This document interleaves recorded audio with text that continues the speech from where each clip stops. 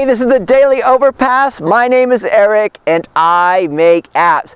Hey, it is episode 500. Today I want to talk about the dangers of becoming a pundit.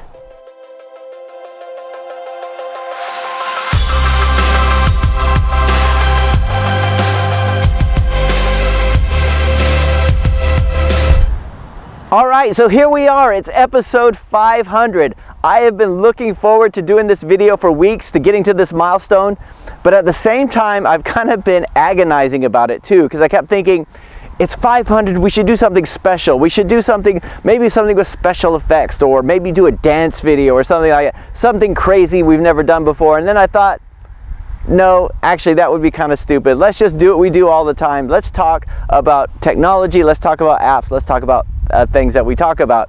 However, I would like to say thank you to everybody who's been watching all this time, and thanks to everybody who subscribed. And if you haven't had a chance to subscribe yet, now's your chance, and I really appreciate it. And I did get myself a little cake here, which I will have probably later after dinner, just to some kind of celebration, and I'm afraid there's not enough for all of us. So anyway, today I wanted to talk a little bit about something about pundits, because all this stuff with YouTube, as the channel starts to grow, we're getting more traction, and it's a lot of fun to do. And sometimes I have to admit, it can go to my head. I start to think like, hey, maybe I could just do the YouTube thing full time. Or if somebody says to me, hey, why don't you do a podcast? And I go, oh yeah, we could do a podcast too, and then we could do this, we could do that. And then I forget about the fact that I'm an app developer. I like doing the app side of things, and I start to take my eye off that ball, and that's the scary part of it.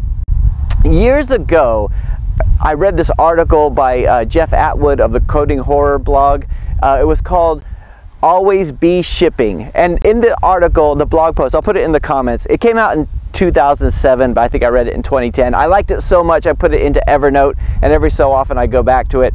But in the article, he talked about how when he talks to developers, he has to tell them two different things. He has to say, number one, find a place that you could go and close yourself up and be away from the world and code away. And number two, go outside and talk to other people about your projects, right? He says, for a lot of developers, doing the first one is easy, doing the second one is hard. But then he says something really interesting. He had this really good quote, I love this. He says, because he said his fear was that he was doing too much of the latter. So he said, at the point when I spent all my time talking about programming and very little of my time programming, my worst fear has been realized. I have become a pundit. The last thing the world needs is more pundits. Pundits only add ephemeral commentary to the world instead of anything concrete and real. They don't materially participate in the construction of any lasting artifacts. Instead, they passively observe other people's work and offer never-ending babbling brook of opinions, criticisms, and witty turns of phrase. It's pathetic. And I love that when I read it. And this is one of the things I fear. I don't want to get to the point where I become a pundit, the guy who could talk a good game but can't actually do it, right? So when I started thinking about, let's do something really good, maybe we could do YouTube, maybe we could do 2 or 3 videos a day, maybe we could just really go all in. And then I think, no, because at one point I may get to the point where I'm talking about doing something that I no longer know how to do, right? And the truth is, I love being a developer. I love being a software developer. And if you've been watching the channel for the last 500 episodes, you know that sometimes there's this conflict in my mind, because I know we need to scale. I can't do all the coding myself, and we're hiring other people and trying to foster them around. And sometimes I'll think, maybe I should stop coding altogether. But I love doing it, and I don't want to stop. And then I started thinking, you know what? When I was in the Army, the non-commissioned officers that we looked up to were the ones who could do what we were supposed to do.